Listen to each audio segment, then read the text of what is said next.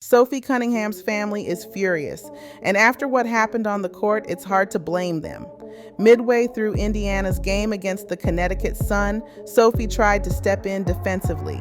Bria Hartley came charging toward the basket, but instead of just making contact, she went crashing straight into Sophie's leg. The way Hartley fell didn't look natural, almost like she dove right at her knee. Sophie immediately clutched her patella, screaming in pain, and collapsed to the floor. The arena went dead silent as trainers rushed over. Now, Sophie's sister isn't holding back. She says the league is worried about all the wrong things. Instead of nitpicking technicalities or handing out fines for harmless comments, why not hire officials who can actually keep players safe?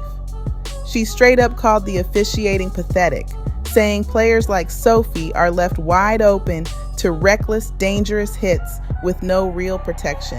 And then Sophie's mom spoke up and she went even further. Paula Cunningham didn't mince words. She called Bria Hartley a dirty player, period. According to her, this wasn't some oops, bad luck moment.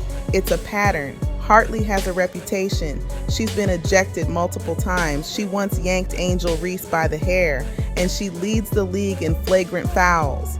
Paula's point?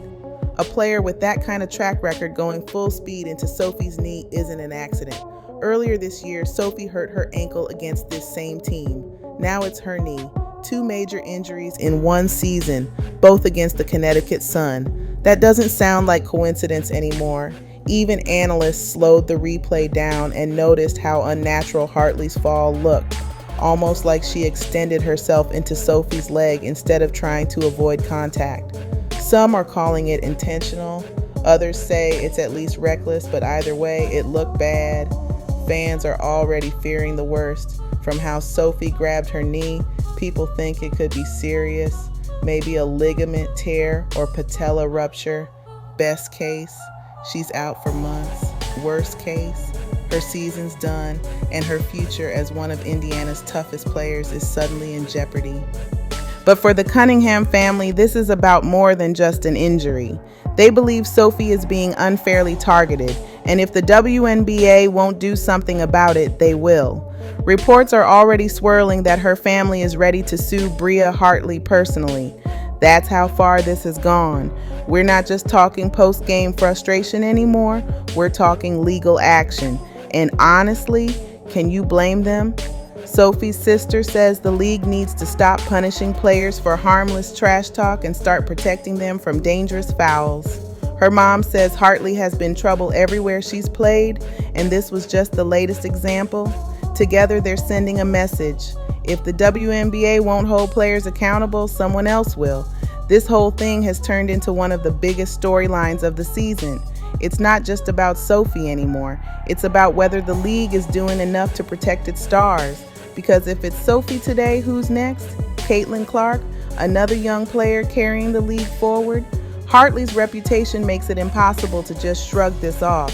She's consistently involved in dirty plays. The Connecticut Sun as a whole already have a reputation for overly physical basketball, sometimes crossing the line. And now with Sophie's season hanging in the balance, people are asking if this was just an unfortunate accident or something far worse. Whatever the case, the Cunninghams aren't sitting quietly. They've had enough. 2 serious injuries to the same player against the same team in the same season. It's no longer a coincidence in their eyes. And with Sophie limping off the court in visible agony, fans and teammates alike seem to agree. So now the question isn't just about Sophie's recovery, it's whether this moment will finally force the WNBA to act.